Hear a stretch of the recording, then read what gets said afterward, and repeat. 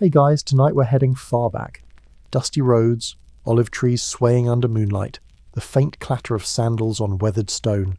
You're walking into the land of myths, where gods still meddle, and mortals, well, they usually don't end up great. But don't worry, you're just here to listen. That's safer, sort of. Tonight's story is about a girl with a loom, a temper, and the misfortune of catching a goddess's eye. It's about a thread pulled too tight, a challenge woven too boldly, and the quiet way history leaves people behind until spiders start telling the tale again. You probably won't survive this if you're a Greek mortal with attitude. But luckily, you're a listener in bed, not a myth in progress. So before you get comfortable, take a moment to like the video and subscribe, but only if you genuinely enjoy what I do here. And while you're at it, drop your location and local time in the comments. I love seeing where everyone's drifting off from. Now, dim the lights, maybe turn on a fan for that soft background hum, and let's ease into tonight's journey together. You start in Lydia. Yes, that Lydia. Not a modern tourist stop, but a dry humming province nestled along the curve of ancient Anatolia. It's the kind of place where time is stubborn, and the past feels like it never left. Bees buzz lazily through fig trees, and the air smells of sun-warmed wool, fermented grape must and stone that's been dry for 1,000 years. And in this quiet slice of the world, there's a girl, not famous yet. Not anything really, just another name in a village where girls grow up with spindle in hand and stories in their ears. Arachne. Her name means spider, which should have been a clue, but people rarely listen to the names the world gives them. Her fingers are stained with dye and soft from carding wool. You watch her work. She doesn't just weave, she creates. Birds flit across her fabric with feathers so detailed you half expect them to fly off. You squint, and there's a stag stepping delicately across a forest you swear you can hear rustling. The neighbours watch too. Not out of envy, not yet. Just awe. The kind of awe that tiptoes into jealousy after a few too many compliments at the well. She must have been taught by a goddess, they whisper, tossing side-eyes like olive pits. Now, here's your historical fact. In ancient Greece, weaving wasn't just housework, it was status. The finer your fabric, the wealthier, or more divine you seemed. Penelope, remember her, Odysseus' wife. She literally stalled a kingdom with her loom. That's the kind of power thread had. And Arachne, she was getting powerful. Of course, she didn't think she owed her skill to anyone, especially not to Athena.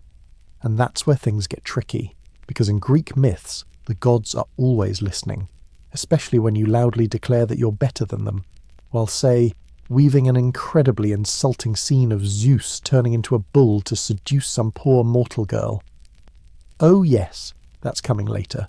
Historians still argue whether Arachne's legend began as a moral tale for prideful girls, or a poetic way to explain where spiders came from without sounding like science nerds. Either way, the story has legs, 8 of them. But for now, you watch her weave. The loom creaks. The shuttle zips back and forth like a lazy bumblebee. The fabric grows longer, more alive. Townspeople start coming from miles away just to gawk. And you know how humans get when something's too beautiful. They either want to possess it or destroy it. Now here's your quirky tidbit. In ancient weaving circles, some believed your first weaving mistake created a ghost thread, a cursed filament that could haunt the entire cloth, which honestly feels like a metaphor for your last group project. But back to Arachne. She's starting to believe the whispers, that she's better than a goddess, that her hands are not just skilled, they're sacred. She scoffs when old women warn her. She laughs when men claim her work is divine. No one taught me, she says, flipping her braid like it's punctuation. I taught myself. You can almost hear Athena sharpening her celestial eyebrow at that one. Night falls over Lydia. Crickets chirp in rhythm with the loom's back and forth motion. Arachne hums a lullaby under her breath, something her mother used to sing before the gods took her too. Probably. That part's fuzzy. The fireflies blink like stars tangled in grass, and the village settles into sleep. But overhead something stirs. A presence. A slow wind that doesn't move the trees, only the hairs on the back of your neck. Because someone's watching. And gods? They don't watch kindly. You wake, or dream you wake, to morning in Lydia. Sunlight curls around olive branches, warm and sleepy like a cat stretching on stone. You hear the soft clack of a loom before you see it, steady and hypnotic. The air smells like sheep wool, earth, and crushed marjoram. And there she is again, Arachne. This time she's not weaving for herself. A merchant from Sardis has paid handsomely for a cloak so intricate he wants it framed, not worn. You stand at the edge of the doorway watching her hands fly like doves. No hesitation, no pattern guide, just instinct. It's unnerving. Even now, long before she ever insulted a god, you can tell she knows she's good. Arachne doesn't even glance at her work. She feels it. Every thread has a place in her mind before it ever touches the warp. She's like a concert pianist who doesn't need to hear the notes to know she's hit perfection. But remember how Greek myths work. Being too good at something is fine, as long as you don't say it out loud, especially if a goddess is rumoured to be your silent patron. And here comes the fun. Arachne does not believe she's been blessed. Not by Athena, not by fate, not by anyone. The gods don't thread my shuttle, she tells a group of older weavers gathered around her. I earned this. One woman drops her spindle, another mutters a prayer. Now, to give you a mainstream historical fact to chew on, in ancient Greek households, weaving was not just art, it was survival. From the peplars worn by women to sails that caught the wind for trade, weaving bound society together. And the most revered weaver, Athena, goddess of wisdom, war strategy, and textiles. So saying you're better than her? That's not just cocky. It's sacrilege. Like walking into the Louvre and telling everyone you could have whipped up the Mona Lisa in a weekend. Arachne doesn't care. In fact, her arrogance is oddly refreshing. She doesn't pretend to be humble. She's not faking piety to gain favour. And maybe that's what makes her dangerous. You follow her through the market the next day, her woven belt catching the morning light. Vendors bow their heads. Children sneak behind her to tug at the tassels on her hem. One boy whispers, "Did she weave her own shadow too?" And for a second you think maybe she did. She walks like someone who doesn't fear gods. Now here's your quirky tidbit. Some Lydian weavers use spider silk mixed with wool, threaded so fine it shimmered like dew. They called it night thread. It was said to trap dreams if you fell asleep under it. Pretty, right? Or absolutely terrifying, depending on your dream history. So picture Arachne threading night thread through her latest work, maybe on a whim, maybe to prove she can outdo even nature. You glance over her shoulder. It's a tapestry of a sunrise over Mount Sipylus, but the clouds, they're too soft, too real. You blink, and for a moment you swear one drifts across the frame. People stop to stare. Some weep. An older man drops to his knees. "Surely," he says, voice trembling, "Athena's hand guides yours." Arachne freezes. Then she laughs, a single breath sharp as a snapped thread. "Athena," she says. "She couldn't dream of this." Yikes. Even you wince at that one. Somewhere in Olympus, a wine cup pauses mid-air. You know that feeling when you've gone too far but you can't stop talking? Arachne's deep in it. She turns to the gathering crowd, spinning on her heel like a schoolteacher fed up with the curriculum. "If Athena dares think she's better than me," she says, "she can come and prove it." Cue the dramatic thunderclap. And no, that wasn't just metaphor. A single, sharp crack splits the sky despite the blue overhead. Everyone stares up. Arachne squints, smirks. Nothing else happens. Yet, now here's the open scholarly debate. Some say this part of the myth was later added by Roman writers trying to give Arachne a more tragic fall, turning her into a warning against impiety. Others think it's original, and the Greeks loved this kind of divine challenge narrative, especially when it ended in someone getting turned into a fruit bat or worse. You stroll back with her to her small home. Her loom waits. Her dog, thin and nervous, pokes his nose out, then curls up again under the bench. You sit. She begins a new tapestry, silent now, focused. Outside, the breeze turns colder. Leaves rustle, but you see no wind. A shadow crosses the doorway, but no one knocks. Still, Arachne pauses. "Did you feel that?" she murmurs. You nod. The silence thickens like wool dipped in honey. Somewhere a goddess is lacing her sandals. A challenge has been issued, and Arachne, reckless and radiant, has no idea what's coming. But you do. You wake again, or maybe you never slept, and it's twilight in Lydia. That hushed, bruised part of the evening where shadows stretch long and everything feels vaguely magical or cursed? Probably both. Arachne is at her loom, again, like always. Except tonight. She's not alone. There's a woman at the doorway, hooded, pale, standing way too still, the kind of still that doesn't come naturally to mortals. You'd miss her if you blinked. She's one with the shadows, but Arachne sees her. "Come in," Arachne calls, not looking up. The woman steps inside. Her robe whispers across the floor. Her fingers are long and bare, no jewellery, no rings, just calloused like she's done her share of spinning. She walks to the loom and tilts her head, studying the tapestry without a word. "You came to watch?" Arachne asks. There's no fear in her voice, only pride, maybe a bit of challenge. "I came to see," the woman replies. Her voice is soft, but it fills the room like mist. "They say your skill rivals the gods." "They're wrong," Arachne says, still weaving. "I surpass them." The woman smiles. It is not a friendly smile. "Now here's your mainstream historical fact. Greek myths are obsessed with gods disguising themselves. Zeus was infamous for it. Swans, bulls, golden rain, you name it. But Athena, she preferred something subtler. An old woman, a traveller, a weaver. Something to test, not just to trick. So yes, this is Athena. Spoiler alert, but it's not really a spoiler. You've probably figured it out from the way the candlelight refuses to touch her face. Arachne pauses her loom for the first time in hours. "Do you think I owe my gift to Athena?" The woman leans forward, just slightly. "Is it so terrible to acknowledge the gods?"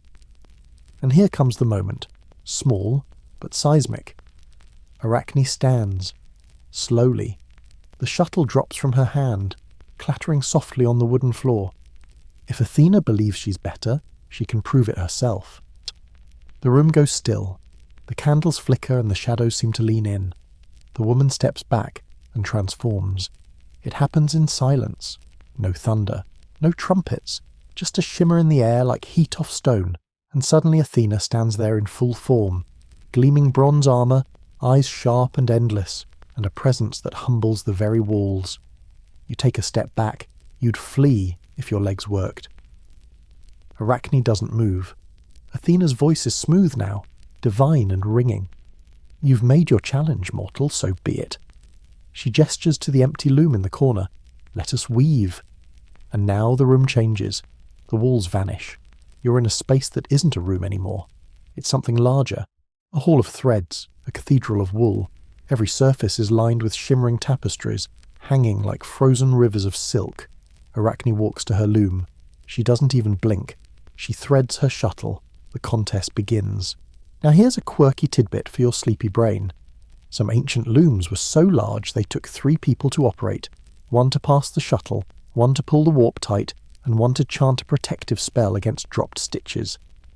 Not because it helped, just because it felt better than screaming. But neither Athena nor Arachne needs help. Back and forth their shuttles fly. The looms hum like giant insects.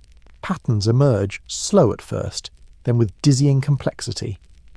Athena's tapestry shows the gods in all their glory. Zeus on his throne, Poseidon stirring the sea, Apollo with his golden lyre, each figure perfect, idealized, glowing with the polish of propaganda. Arachne, meanwhile, takes a different route. She weaves stories, real ones, or at least the ones whispered behind closed doors. Zeus transforming into a bull to abduct Europa. Leda pressed beneath a swan's wings. Apollo chasing Daphne until she turns into a tree, each scene as elegant, delicate, devastating. No wonder historians still argue whether Arachne was an early feminist hero or just a cautionary footnote with good PR. Either way, she's not pulling punches. Athena notices. The goddess's lips press into a line so thin it could cut thread. But she keeps weaving, and now both tapestries are complete. The looms fall silent. The air stills. You step closer, caught in the unbearable tension between the 2 frames of silk. Athena's work is immaculate, flawless, an advertisement for Olympus. Arachne's is perfect too, but raw, human, honest, and worse, true, and that's the real insult. Athena steps forward. Her face is unreadable. She raises one hand and rips the tapestry in 2. The fabric splits with a sound like thunder beneath silk. Arachne gasps, not from fear but heartbreak. It's her masterpiece, her truth, gone. The goddess turns to her and her eyes flash. Not with wrath now, but something else. Shame, jealousy. Before Arachne can speak, Athena raises her hand again. "You will weave forever," she says, and you watch as Arachne's form twists, shrinking, elongating, her limbs thinning into legs, her fingers curling into spinnerets. No pain, just transformation. When it's over, a spider dangles from the torn frame of her loom, still spinning, still telling stories, still dangerous. You lean in, squinting through the last ripples of divine magic. The air smells like ozone and old fabric, and where Arachne once stood, proud and defiant, there's now a spider, small, dark, delicate. She dangles silently from the edge of the ruined loom, thread glinting like moonlight spun thin. No one speaks.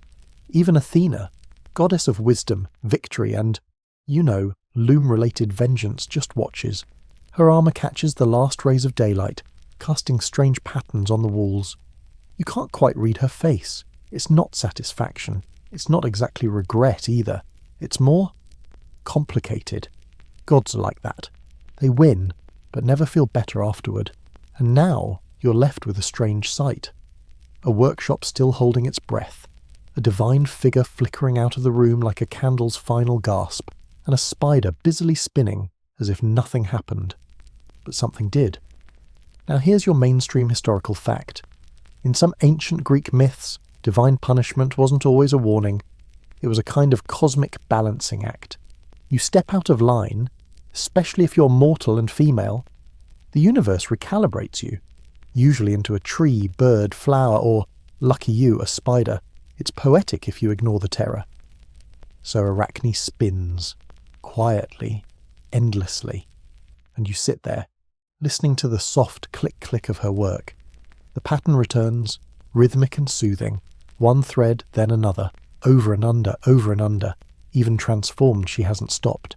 People start to notice, first the local weavers, then the traders, then the philosophers, who really have nothing better to do. They come to watch the little spider make thread so fine it floats like breath. Some swear it shimmers in the moonlight. Others say it spells messages if you're bold, or bored, enough to look closely. One girl claims she saw her grandmother's face in a web over her door. A boy says the spider left him a tiny depiction of Athena, except the goddess was crying. No proof, of course, just whispers. You follow the story as it ripples through Lydia, then into Ionia, Athens, and eventually the Roman provinces. The details change. Arachne becomes a warning, then a symbol, then a footnote. Some say she wove her own punishment. Others claim she beat a goddess and paid for the embarrassment. But here's your quirky tidbit. In some later versions of the tale, Athena spares Arachne, turns her into a spider out of pity, not spite. Because destroying her completely would be too much, which sounds kind. Until you realise she still took away her voice, her body, and, her entire life.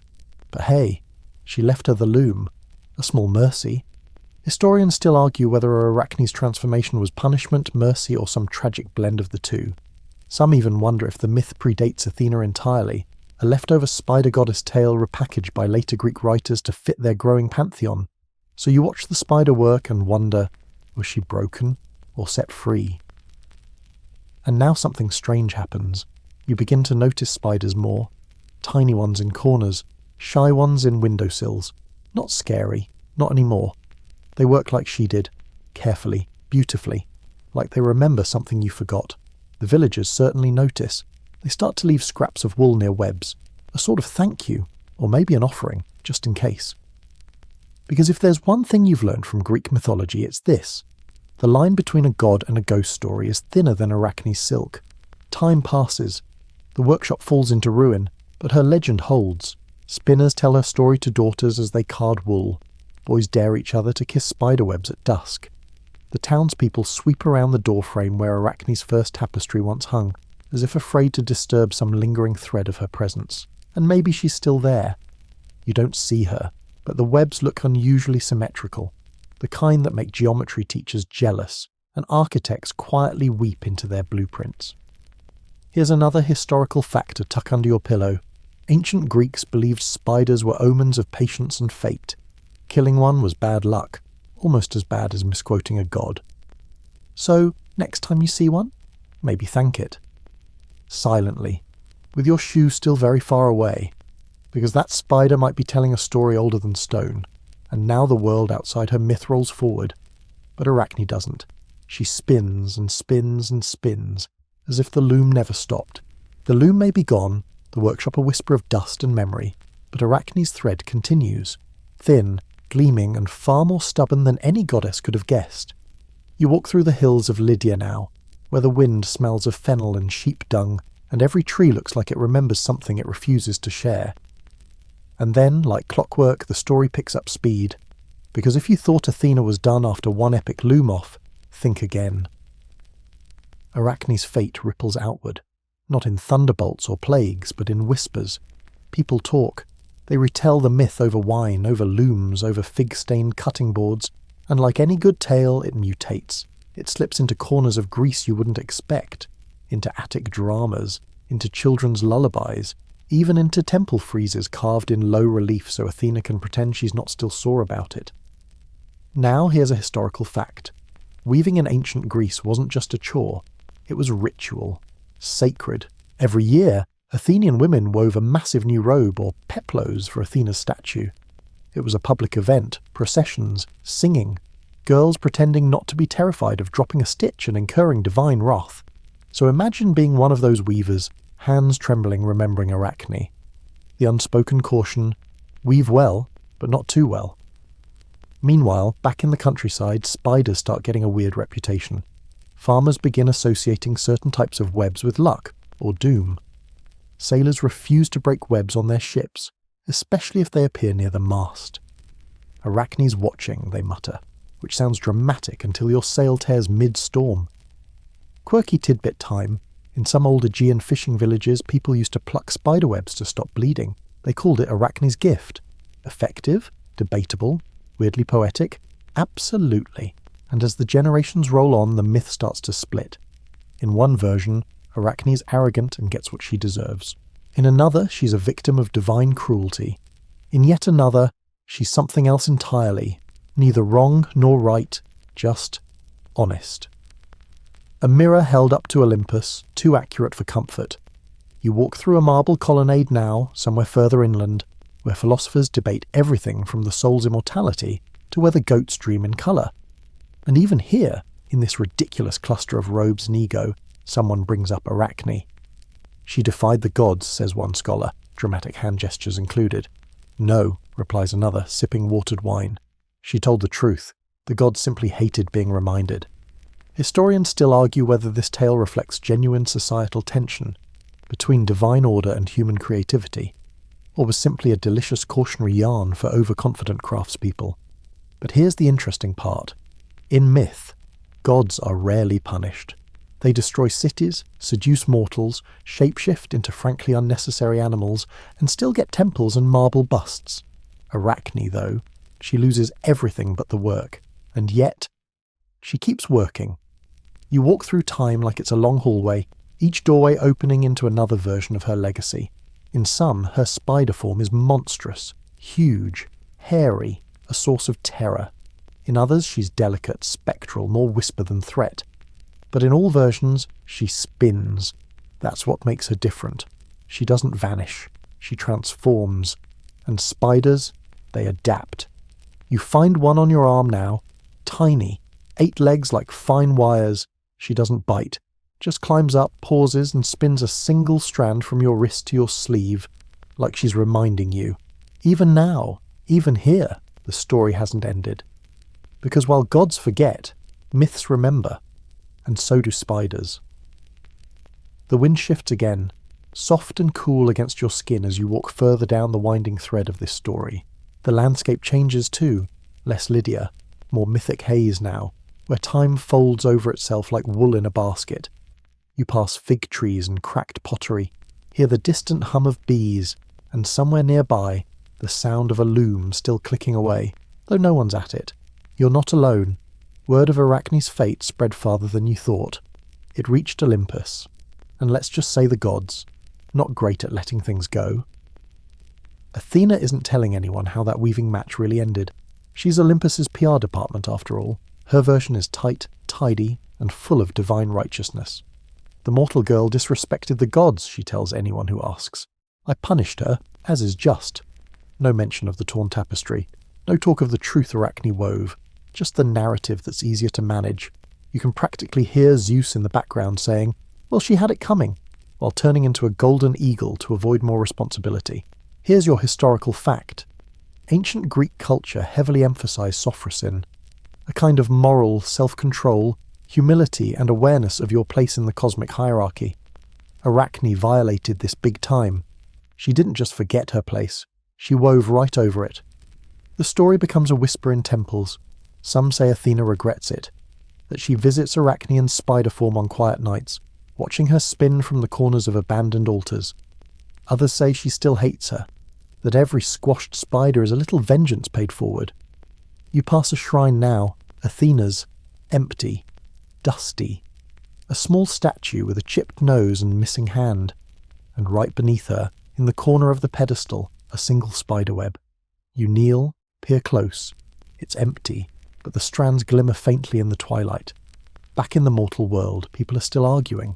Theologians in sandals, clutching scrolls like emotional support snacks, debate the moral of Arachne's tale.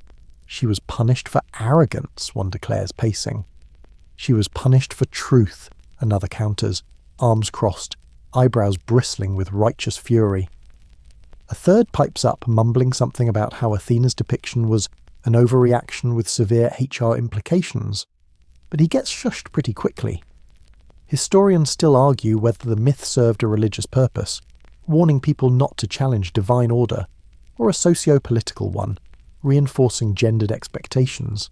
After all, it's always women in myths who get punished for too much beauty, too much wit, too much honesty, and definitely too much skill. Which brings you to the loom. Oh yes, the loom is still here. Maybe not physically, but it spins on in every version of the tale. Arachne didn't just weave scenes, she wove meaning, and what she showed, the gods' ugliest moments. Zeus seducing Lydia, Dionysus drunk and pouring at mortals, Hermes cheating at dice, Hera turning rivals into cows. It was basically Olympus Unfiltered, Tapestry Edition. Now your quirky tidbit. In early Greco-Roman textiles, weavers often inserted tiny coded symbols, personal marks like hidden fingerprints. Some scholars believe these were subversive little jabs at whoever commissioned the cloth. A tiny goat in the corner might say, "You're full of it, Glaucus." So maybe Arachne wasn't the first to protest with a loom. Maybe she was just the loudest. You walk beneath an olive grove now, the kind that rustles without wind. Above you, spiderwebs lace the branches like veils. Some are neat, some messy. One looks suspiciously like Athena's face, if you tilt your head and squint. Arachne isn't gone. She's in the corners of temples, in the edges of cloaks, in the folds of stories the gods tried to rewrite, and now, maybe, in your dreams. The clicking of the loom starts up again, just beyond your line of sight, over and under, over and under. She's still weaving, not because she has to, but because she wants to. The sound of the loom fades as you step forward. Quiet now, but persistent. Like an echo you're not sure belongs to this world. You pass through twilight, and the path narrows into something ancient and strange. Stone gives way to packed earth, and the scent of crushed lavender drifts from underfoot. You're deep in the folds of the myth now, where nothing is quite real, but everything is true. Above you, the stars begin to prick the sky. Below you, the thread of Arachne's story stretches taut. And here's the part where things get a little petty. Because if you thought Athena's wrath was a one-time event, you haven't read enough Greek mythology. The gods are basically eternal toddlers with lightning bolts, and once you insult them, they remember, forever. Athena, wise, powerful, patron of heroes, was also deeply, stubbornly proud. And Arachne's weaving didn't just insult her, it exposed the whole pantheon, every scandal, every trick, every shape-shifting seduction and divine tantrum, all stitched neatly into silk like a museum exhibit of godly dysfunction. So even though she'd already punished Arachne, the memory didn't fade. She saw spiders and remembered, and she didn't like remembering. Now here's your historical fact. The ancient Greeks believed that memory Mnemosyne, was divine. Literally. She was a titaness, the mother of the muses. Memory wasn't just recollection, it was power. So when mortals like Arachne forced the gods to remember their own shame, that wasn't just rude, that was threatening, and gods do not like to be threatened. You pause at a cliffside now overlooking the Aegean. The moon is fat and low, caught in the sea like a coin in a fountain. In the silence, a breeze weaves through the rocks, and you swear you hear the words, still weaving, still watching. Let's shift the view, just a little, because Arachne's punishment wasn't unique. The gods had a whole Pinterest board of mythological overreactions. Prometheus gave fire to mortals, got chained to a rock while an eagle ate his liver daily. Sisyphus cheated death, condemned to an eternal CrossFit session with a boulder. Niobe bragged about her kids, had them all killed, then got turned into a rock. Arachne. She told the truth, with a shuttle and some yarn, but there's something different about her punishment. It wasn't violent, it wasn't flashy, it was subtle, quiet, enduring. A transformation that ensured she could never challenge again, but also one that made her impossible to erase. Quirky tidbit incoming. The word arachnid wasn't coined until the 18th century, but it was inspired directly by Arachne's myth. Linnaeus, father of modern taxonomy, gave the name as a nod to the girl who tangled with the gods. That's right. Scientific Latin is basically ancient gossip formalized. So centuries later, Arachne still exists, in textbooks, in biology, in every spider you politely ignore on your ceiling. You walk further, into a grove of cypress trees so still they feel like statues, and in the centre, an old shrine, crumbled, forgotten, and completely overgrown with ivy. But there's a single thread stretched across the doorway, Arachne's thread. You duck beneath it, respectful now, and inside the shrine, you see her story etched into the stone. Not grand, not heroic, just quiet scenes, a girl at her loom, a goddess at her side, a tapestry unraveling in mid-air, a single spider falling into shadow. Historians still argue whether Arachne's myth was meant to teach reverence or to bury a deeper truth. Some say it's just another tale of divine retribution. Others think it's resistance wrapped in silk, proof that even when mortals lose, their stories survive. And here's a thought to carry with you. What if her punishment was her victory? What if Athena, trying to silence her, accidentally made her immortal? You step out of the shrine and back onto the path. Above you, the stars pulse softly, each one a knot in a tapestry too large to see. And somewhere behind you, the loom clicks once more. Over and under, still weaving, still remembered. The night deepens as you continue walking, the air cooler now, threaded with cypress and the distant bite of salt. You've crossed into the shadowy margins of the myth, where stories get softer, slipperier. Here, the world tilts toward dreams, the trees lean a little closer. The stars seem arranged in patterns you almost recognize. Maybe they're constellations, maybe they're threads, maybe both. You're walking through silence when something catches your eye. Silver lines between branches, strung high like laundry in the moonlight. Spiderwebs, dozens, hundreds, each one more delicate than the last, catching dew and starlight and your curiosity. And there, at the centre of the biggest web, is a spider. No bigger than your thumbnail, but she's working, methodical and tireless, pulling, twisting, anchoring. You pause, watch. She doesn't seem to notice you. Or maybe she does, but she's too busy to care. You're watching Arachne work. Because here's the strange part, the really strange part. Her punishment didn't stop her. It didn't break her. She just kept going. Weaving became instinct, not defiance, not submission, just motion, like breathing or dreaming. Now here's your mainstream historical fact. Spiders have existed for over 300 million years. They predate the Greeks, the gods, even trees with flowers. And yet, in culture after culture, they show up as symbols of fate, of patience, of creativity. In West African folklore, there's Anansi.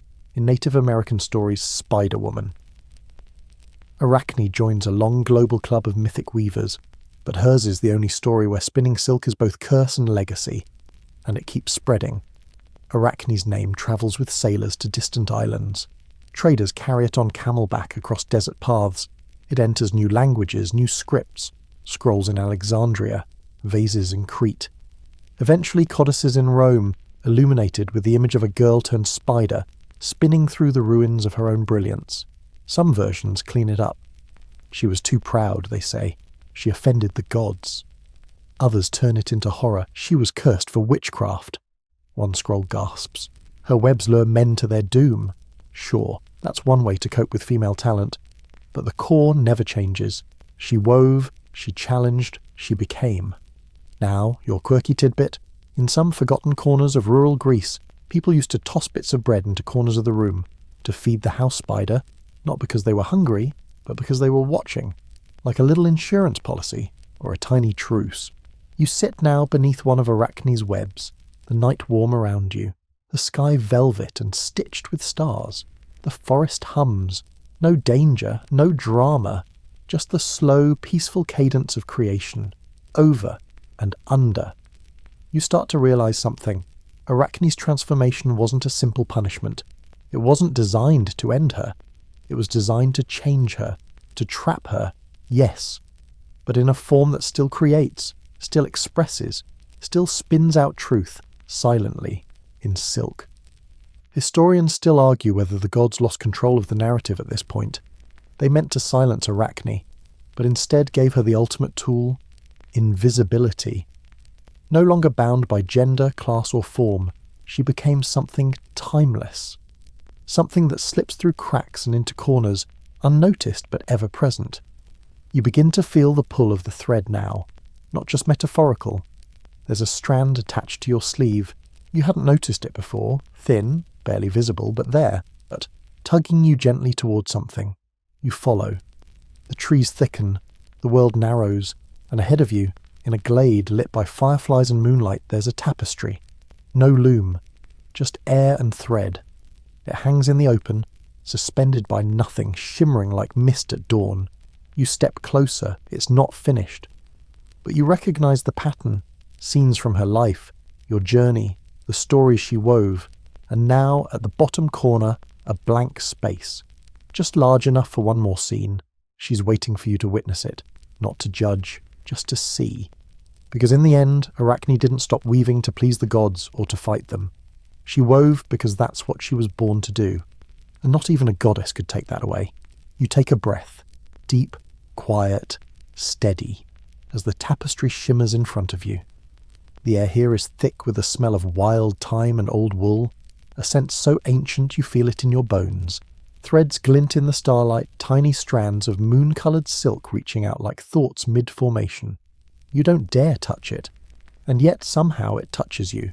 The longer you look, the more you see. At first, just familiar scenes, Arachne at her loom, Athena's armour catching firelight, the torn tapestry of truth fluttering like a wounded banner. But then more. Subtle scenes. Quiet ones.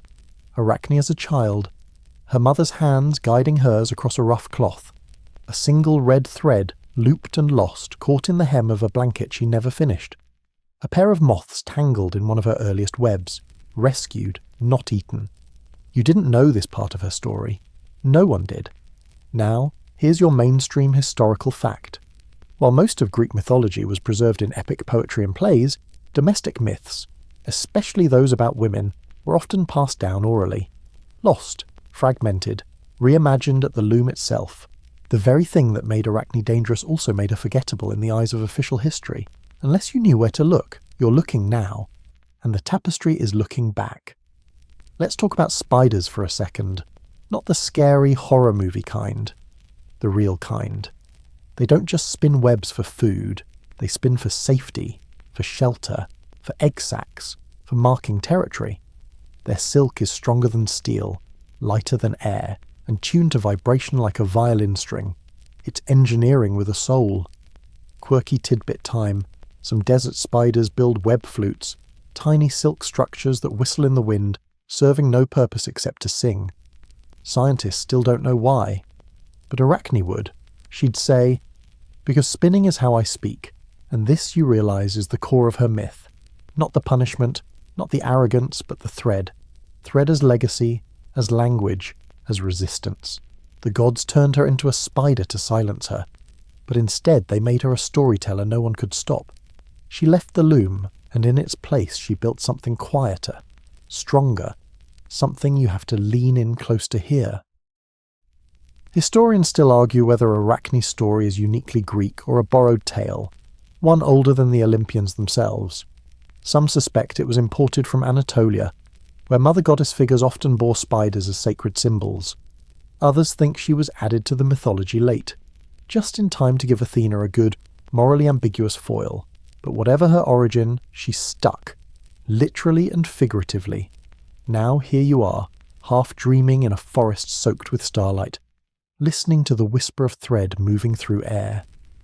And you begin to understand something. Arachne didn't lose. She shifted. From loom to web. From girl to myth. From voice to thread. And that thread, it found a way to keep moving. Through generations, through languages. Through the silence that follows when stories are deemed unimportant. It wove itself into superstition. Into bedtime stories. Into the instinct not to crush the spider on your wall, even when you're scared.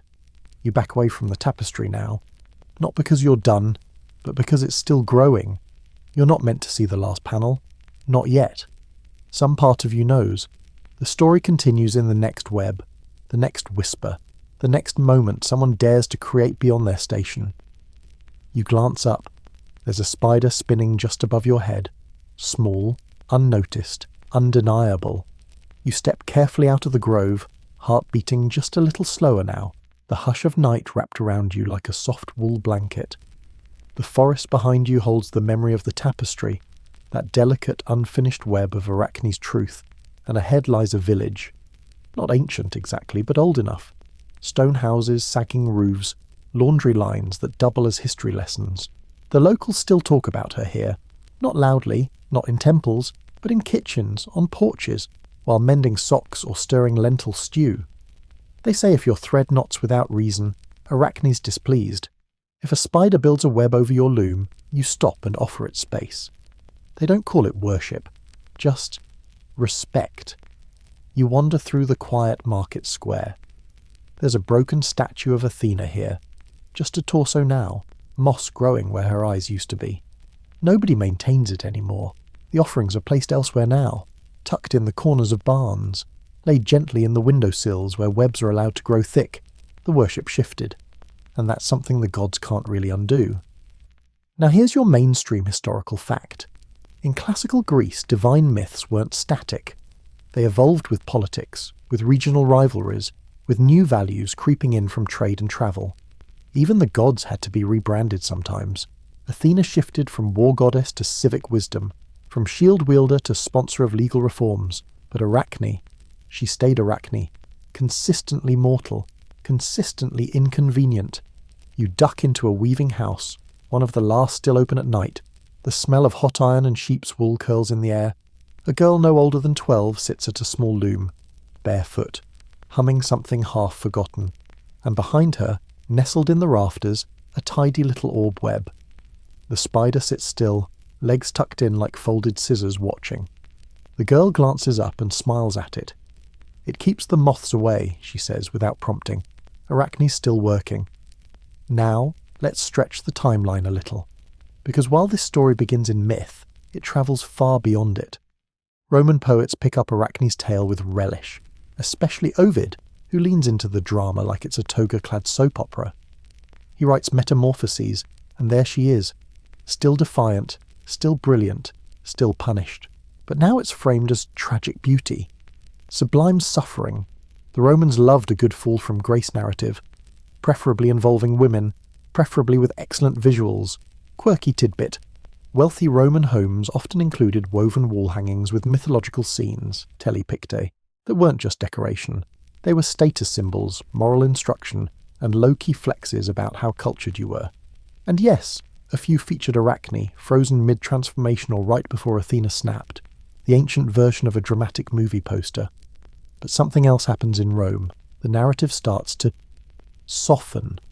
Arachne isn't just wrong anymore, she's right, and that's the problem. The gods overreact. The punishment feels unfair. You can sense the tension in Ovid's words, admiration bleeding through the myth like dye soaking too far into the cloth. Historians still argue whether Roman writers intended to subtly criticise divine cruelty, or were just big fans of aesthetic suffering. Either way, Arachne's myth gained sympathy in the telling. She transformed from cautionary tale to near martyr of creativity, and the Romans, being the remix artists of antiquity, kept that thread alive. You walk now through the back alleys of a Romanised city, columned and cracked, the Latin inscriptions half erased by time. There's a tapestry shop at the corner, closed for centuries but still standing. Dusty looms, warped beams, the faint smell of cedar and history. And in the window, a spider, still spinning, still daring, still here. Because the gods, for all their thunder and glory, aren't the ones who keep the stories alive. Mortals do, weavers do, listeners, dreamers, you. Arachne didn't ask to be remembered. She just refused to be forgotten. Dawn stretches her fingers across the sky, pale orange and sleepy-eyed.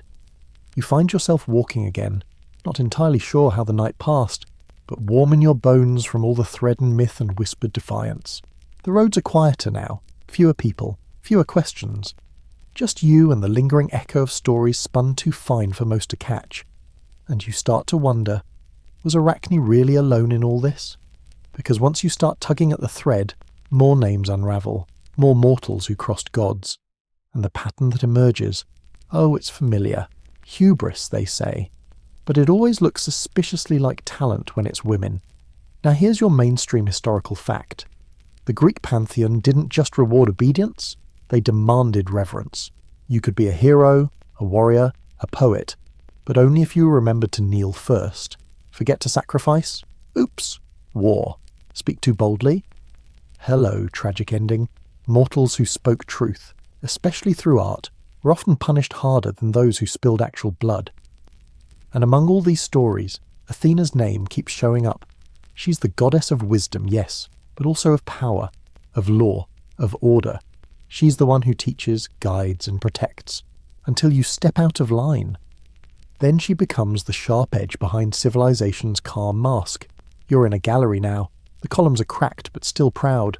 The floor's mosaic, a swirling design of olive branches, owls, and a single, solitary figure with too many legs. It's Arachne again.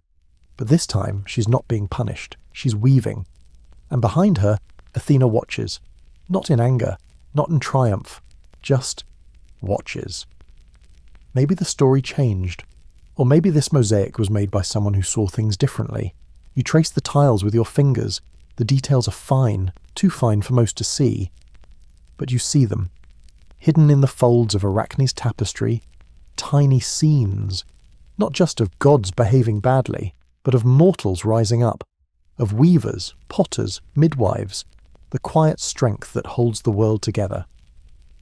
Now here's your quirky tidbit. Some ancient weavers were known to encode political messages into their patterns. A certain flower motif might symbolize resistance. A zigzag border could mean unrest. One surviving woolen belt from ancient Thrace includes what some historians think is a stylized version of the phrase, "Don't trust the tyrant," or it's just a fancy line, who knows? But you can't help thinking Arachne would have approved. The longer you stay in this imagined gallery, the more it hums, not with noise, but energy. The kind of energy that comes from something still alive, not sacred, not cursed, just true.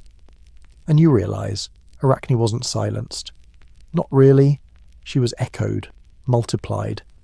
Every girl who sat at a loom and wondered if she was weaving something divine. Every poet who looked at Olympus and saw flaws. Every artist who dared to tell the truth with colour, clay, thread. Arachne is a symbol, a spider, yes, but also a mirror. She reflects the tension between truth and power, between craft and control, between praise and punishment.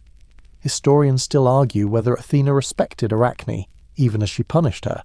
Some say the contest itself was a mark of respect. That a goddess descending to compete with a mortal was already an acknowledgement of greatness. Others insist it was purely ego, but maybe it was both. Maybe Athena saw what Arachne could become, and feared it. You walk on, the gallery dissolving into mist behind you. The thread still trails beside you, silver, soft, unbreakable, and ahead. More webs, not traps, not warnings, just stories, waiting to be seen. The path curves gently now, and you follow it without thinking. It's lined with olive trees, their twisted trunks older than any empire, their branches cradling shadows like secrets. You can almost hear the thread still humming at your side, a lullaby in silk, a reminder that Arachne's story isn't finished. Not yet. Because as the years spin forward and myths tangle with memory, something fascinating happens. People stop telling the story of her punishment. Instead, they start whispering about her power, and that changes everything. Now here's your mainstream historical fact. In many ancient cultures, weaving wasn't just craft, it was prophecy. In Egypt, Babylon, and especially Greece, women who wove were often believed to be touching fate. The act of crossing threads, of creating from nothing, was seen as divine, and nowhere is this clearer than in the myth of the Moirai, or the Fates. You feel them before you see them. The air grows heavy, like thunder's waiting its turn. Then they step from the shadows. 3 women, one with the spindle, one with the measuring rod, and one, the smallest, holding shears that gleam like polished bone. The Moirai. They don't look at you. They don't need to. You are not the thread here. You're barely the dust that clings to it. They work in silence, except for the whir of the spindle and the snip of a thread every so often. A life ended, a story cut, no drama, no speeches, just done. Clotho spins, Lachesis measures, Atropos cuts. That's the cycle, and for the first time you understand why weaving has always carried so much weight. It's not just the cloth, it's the control, the sense that every thread you pull might loop you closer to fate, or twist you into something else entirely. You watch them work, and then behind them, in the dimmest corner of the room or maybe the world, you see something else. A web, not made of wool, not touched by gods. It stretches from wall to wall, geometric and perfect, untouched by wind or will, and in its centre, not a fate, not a goddess, a spider, small, patient, watching the weavers. She doesn't challenge them, doesn't need to. She just exists, quietly, continuously. And something about that unnerves even the Moirai. Now here's your quirky tidbit. Ancient Greeks believed the Fates didn't serve the Olympian gods. They were older, more primal. Even Zeus feared them. Which means Arachne, if she spun long enough, might have found a place outside their reach. Imagine that. A mortal who became more enduring than the gods themselves. Historians still argue whether Arachne's connection to the Moirai is deliberate or poetic coincidence. But some later versions of the myth link them loosely. 3 sisters of fate and 1 spider, weaving in different languages but the same grammar. Creation, measurement, end. But Arachne doesn't cut. She spins, over and under. Pattern without judgment, thread without threat. You step away from the fates now, slow and careful, not because you're scared, but because you're in awe. This is what Arachne represents now, not rebellion, not punishment, but continuity, a quieter fate, one not ruled by divine law or mythic hierarchy, but by the persistence of creation itself. She's not here to end things, she's here to keep them going, and that's what terrifies the gods the most. You walk again, and the forest opens up, ahead of you, a river, still and silver, its surface unbroken except for a tiny strand of silk stretching across it. The moon reflects in the water, framed perfectly by the thread. You don't cross it. You just sit, watch, wait. And somewhere, Arachne spins. Not because she must, because she can. The river murmurs beside you, low and lazy, like it's been eavesdropping on this story for centuries and has opinions but prefers not to share. You sit still, knees drawn up, the moon casting soft light across the water's surface. That strand of spider silk stretching from reed to reed catches your eye again. It doesn't sag, it doesn't break, it just holds. And maybe that's the truest thing about Arachne. She held. Now let's shift the frame again, away from the mortal girl and her silk, and into a realm that even gods hesitate to enter. Fate. You remember the Moirai from earlier, the spinners of destiny. Their tools were thread and scissors, yes, but their influence was deeper. They didn't just measure life, they structured it. They set limits, defined roles. Every mortal, every hero, every king had a thread on their spindle. But Arachne, she chose her own. That's the quiet rebellion buried in the myth. Here's your mainstream historical fact.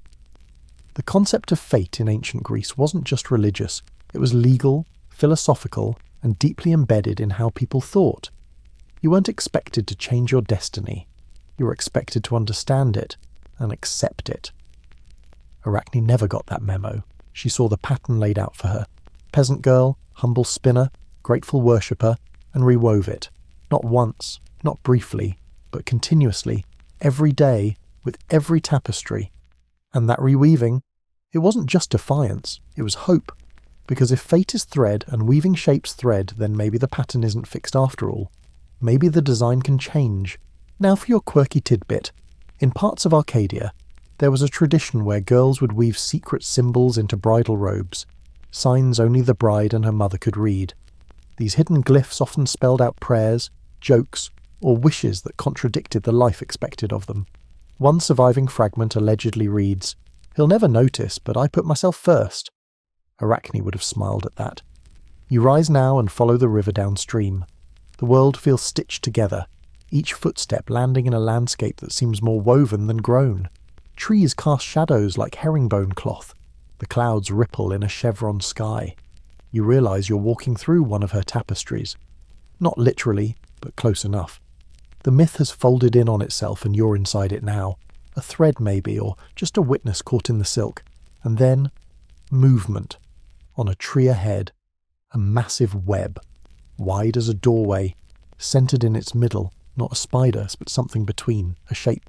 Not human, not arachnid, both. A woman's silhouette with too many arms, fingers that taper into spindles, hair like spun flax.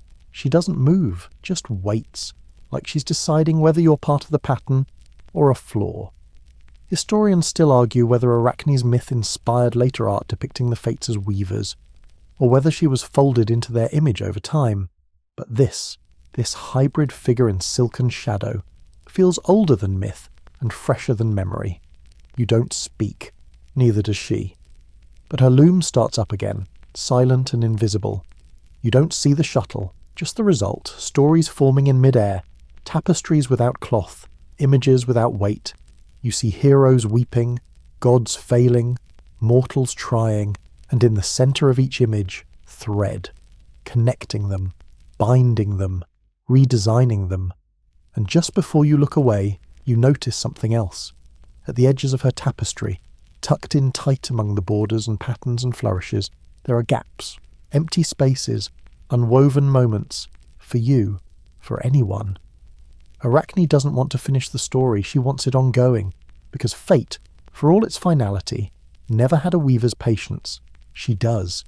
So you stand in her gallery of myth and moonlight and silently say thank you. For the courage to reweave, for the thread that holds, for the stories still unfinished.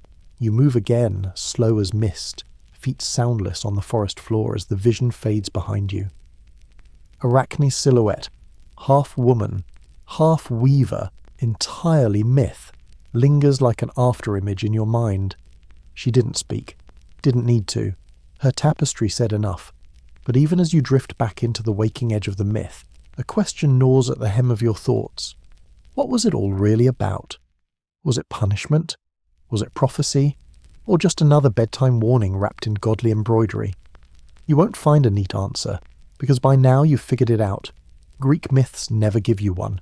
They're stitched together from contradictions, handed down in fragments, retold by people with strong opinions and no access to fact-checking. And when it comes to Arachne's story, scholars have been debating the moral for centuries, like a tug-of-war played with thread instead of rope. Some argue the tale is a classic warning against hubris, mortal pride that brushes too close to the divine. Know your place, they say, waving scrolls like lecture notes, or be turned into something with too many legs. Others see something more, a whisper of rebellion, a slow, careful protest against divine hypocrisy. After all, Arachne's sin wasn't that she lied, it was that she told the truth, and she told it beautifully. Now here's your mainstream historical fact. In many city-states of classical Greece, the role of art and storytelling wasn't simply to entertain. It was to reinforce order, to uphold the gods, the laws, the traditions. Theatres were state-funded. Myths were political tools. What you said and how you said it mattered more than whether it was true. So when Arachne wove scenes of gods misbehaving, she wasn't just gossiping, she was exposing the cracks in the world's foundation. And the gods, they weren't interested in self-reflection. You step through an open field now, starlit and wild with fennel and lavender. Spiderwebs stretch between tall grasses silvered in the moonlight. You crouch and peer into one, perfectly circular, radiating out like the iris of an all-seeing eye. At the centre, a spider, unmoving, waiting, creating, watching. Now for your quirky tidbit. In some medieval translations of the Arachne myth, her tapestry is described not just as a series of scenes, but as a moving one, a living cloth. The images shift subtly. Figures gesture, clouds drift, gods look away in shame. Like a proto-animation centuries before film, an artistic myth within a myth. And that shifting tapestry feels right, doesn't it? Because the meaning of Arachne's story changes depending on how you look at it. From one angle, she's the villain. From another, the hero. From yet another, something much harder to pin down, a mirror. One that reflects not the gods, but us, our ambition, our creativity, our defiance, and our fear of what those things cost. Historians still argue whether Arachne represents the power of art to challenge authority, or the futility of challenging it in the first place. Is she a martyr, or a warning? Was her transformation mercy, or erasure? Maybe she's all of it. Maybe that's the point, because here you are, thousands of years later, still thinking about her, still tangled in her thread. You walk on, the air cool against your skin. The fields fade behind you, the path narrowing into a ribbon of soft earth. Somewhere in the darkness, an owl calls once, then is silent. And as you move, the story moves with you. It doesn't end. It never ends. Because Arachne made sure of that, by weaving something that couldn't be unwoven. The night air shifts again, cooler now, damp with dew and the scent of pine. The stars above feel closer, like they've been inching downward all night to listen in. You keep walking, the path narrowing until it's barely more than a seam between trees, but the thread is still there, always there. And suddenly you're surrounded by silk, not tangled, not trapped, just suspended.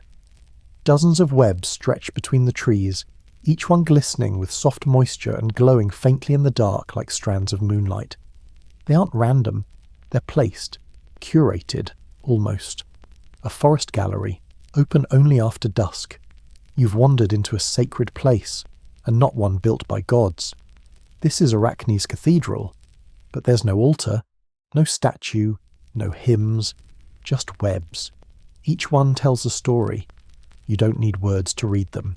There's a pattern to the chaos, spirals of memory, lines of resistance, radial truths.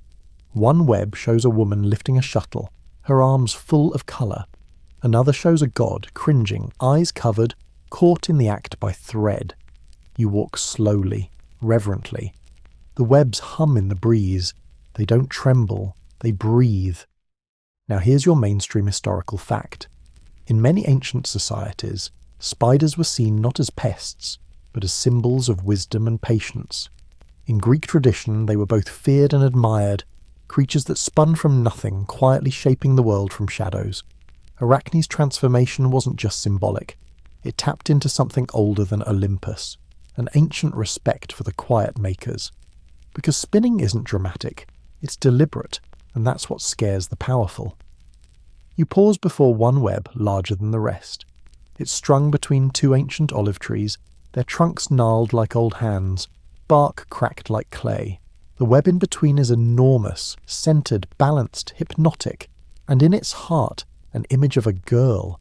Not frightened, not angry, focused, still weaving, still spinning silk into defiance. Here's your quirky tidbit. In a small Greek fishing village on the island of Lesbos, local tradition once held that a spider who built its web over your doorway was a sign of protection. You were not to disturb it. Some women even embroidered tiny spiders into baby clothes. Arachne's blessing, they called it. Part superstition, part silent homage. And maybe, deep down, a little rebellion that never got stamped out. Because Arachne didn't just become a spider, she became a reminder to weave anyway, to create, even when told not to tell the truth, even if it catches the wrong eyes. Historians still argue whether Arachne's story was originally meant to be inspirational or cautionary, but somewhere along the way the audience made the decision for them. We stopped fearing her. We started admiring her. We found in her the patron saint of inconvenient artists. You sit now beneath one of the webs, knees drawn in, arms folded behind your head. The grass is soft, the stars spin slowly above.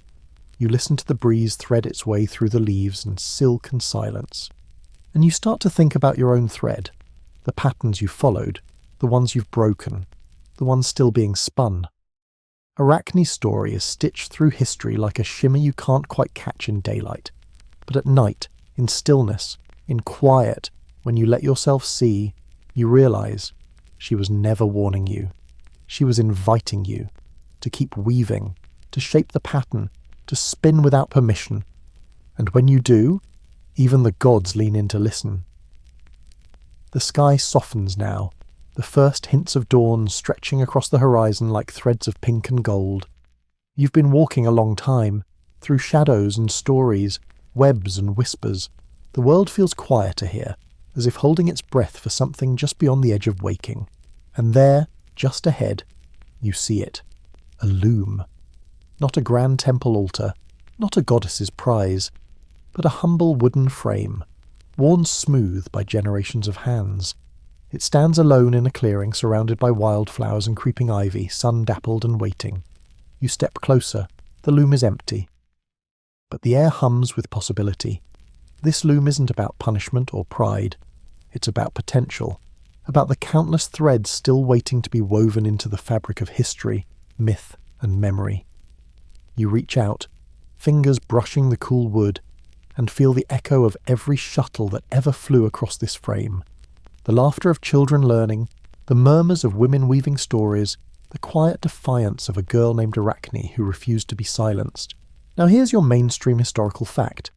In ancient Greece, weaving was a lifelong skill taught to girls as part of their education, an act that combined utility with artistry. The peplos woven for Athena was more than clothing. It was a symbol of civic identity, piety, and female contribution to society. It was a silent language, speaking volumes about order and creativity. But Arachne, she rewrote the language. Your fingers tingle as you imagine the threads that could still be woven here. Stories of courage, truth, and stubborn hope. Threads that defy gods and expectations alike. Now for your quirky tidbit. In some parts of Greece, old women would tell children that spiders were the souls of weavers past, watching over those who dared to create. If a spider built a web near your home, it was a blessing, a reminder that even the smallest threads could hold worlds together. You look up. The clearing is brightening. The first birds stir in the trees, their songs tentative but growing stronger. The loom waits silently, inviting. You take a deep breath and sit down before it. Your hands hover, unsure, then begin to move, slow and careful, over imaginary threads. You weave, because stories like threads need hands to hold them, because myths like silk need someone to keep spinning, because Arachne's loom never truly emptied, it just waits for the next weaver, for the next story, for you. The morning unfolds softly, petals of light brushing the leaves, birdsong filling the air like a gentle chorus. You sit at the loom, fingers brushing the invisible threads, feeling the pulse of stories tangled beneath your skin. Somewhere deep in your chest, a quiet hum, like the distant echo of a shuttle clicking against wood. Arachne's loom isn't just a relic, it's a living thing. It breathes with every story told, every thread spun, every truth dared. You weave without fear, because that's the power she left behind. Not punishment, not silence, but creation. Now here's your historical fact. In the Byzantine era, weaving remained a crucial female craft and art form, and textiles were prized as diplomatic gifts, religious offerings, and status symbols. Some surviving Byzantine tapestries show complex mythological scenes, hinting that the stories woven long ago still echoed through time, transforming and adapting with every generation. Arachne's legacy lived on, not as a cautionary tale, but as a call to create beyond boundaries, and that legacy seeped into unexpected places, into folklore, into superstition, into the very way people thought about spiders, not as monsters, but as creators. Quirky tidbit. In parts of rural Greece, women used to hold spinning parties where they shared stories and spun wool together, believing the collective weaving could ward off bad luck or evil spirits. Some claim that spiders would join the gatherings, silently spinning their own webs as a sign of approval. You smile at the thought. Arachne's spirit woven into every thread, every web, every whispered story told under the stars. The loom creaks softly, as if encouraging you. You close your eyes. Imagine the silk flowing through your fingers, soft, strong, endless. You imagine weaving not just fabric, but stories, history, dreams. You imagine being part of the tapestry. And as you open your eyes, the forest around you seems to shimmer, alive with threads of possibility, glowing faintly with the light of countless unseen spiders spinning in the dark. Arachne's story isn't finished. It's just beginning. The sunlight grows warmer now, brushing through the leaves like gentle fingers coaxing you awake. You rise from the loom, your hands tingling with the memory of threads never truly there but felt deeply all the same. The world around you hums softly with the quiet legacy of a girl who dared to challenge gods, and spun her defiance into immortality. Arachne's story isn't just ancient myth, it's a living, breathing lesson, a reminder that the threads of creativity, truth and rebellion can never be fully severed. They ripple through time, echoing in the quiet moments where you create, speak, or simply refuse to be silenced. Now, here's your mainstream historical fact. In the Renaissance, when classical myths were rediscovered and repurposed, Arachne's tale took on new layers of meaning. Artists depicted her as both victim and victor, an emblem of artistic genius and tragic hubris, reminding patrons and creators alike of the fine line between ambition and arrogance. The myth became a mirror reflecting humanity's own struggles with power, creativity and consequence. And it didn't stop there. Quirky tidbit. In 19th century folklore, Arachne's myth inspired numerous folk tales about spiders weaving protective charms into clothing or homes. Some communities believed that wearing a garment woven under a spider's web brought good luck and protected against harm. Whether this was practical superstition or poetic homage, it shows how deeply her legacy wove into culture. You walk through a quiet village now, cobblestones worn smooth by generations, walls lined with faded murals depicting scenes from the old myths. Among them, a spider, small but unmistakable, creeps across a tapestry, weaving its own invisible story. The people pass by without noticing, but you do, because you've learned to see the threads beneath the surface. Arachne's loom keeps spinning, not in grand temples or courts, but in everyday acts of creation and courage. You realize you're part of the tapestry now, a single thread in an endless weave, and that thought carries you forward, light, unburdened, and ready to create your own pattern. The afternoon light softens, filtering through ancient olive trees that seem to lean closer, as if eager to hear the stories you carry. Your feet trace familiar paths, worn smooth by those who came before, by those who dared to weave truths no one else would dare speak. And now, you're part of that procession. You realize that every myth you've heard, every tapestry you've imagined, is a thread in a vast tangled web that stretches beyond time and place. Arachne's story is just one of many, but it holds a particular kind of power, because it's a story about voices, how they can be silenced, twisted, but never truly erased. You think about the ancient looms, the quiet clack of shuttles flying back and forth, the steady rhythm of creation and resistance intertwined. You think about the spiders quietly weaving in the shadows, their silk stronger than steel, delicate but unbreakable. Now here's your mainstream historical fact.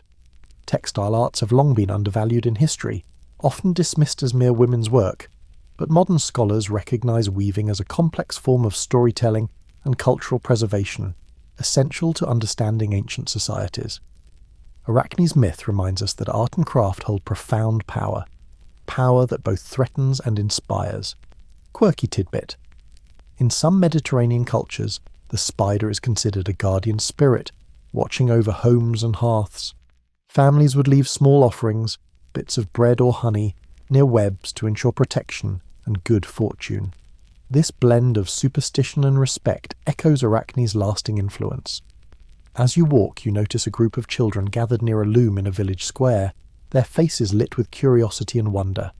They listen as an elder spins the tale of Arachne, not as a caution, but as a celebration of creativity and courage, and you realize the story's alive, still weaving itself through time, still waiting for the next thread to be pulled.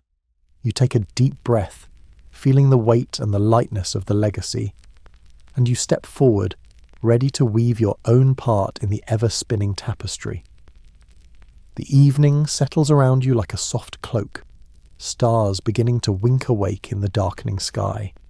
You pause at the edge of a quiet field, the earth beneath you cool and steady. The world feels vast yet intimately connected, like a vast tapestry where every thread, every story, every moment is woven together in delicate balance. You think back to Arachne, the girl who dared to challenge the gods, who spun truth into silk, who was transformed but never silenced. Her legacy isn't just in myths or spiders or ancient looms, it's in the act of creation itself, creation that resists erasure, creation that demands to be seen, creation that weaves defiance into beauty. Now here's your final mainstream historical fact. The story of Arachne has influenced countless artists, writers, and thinkers throughout history.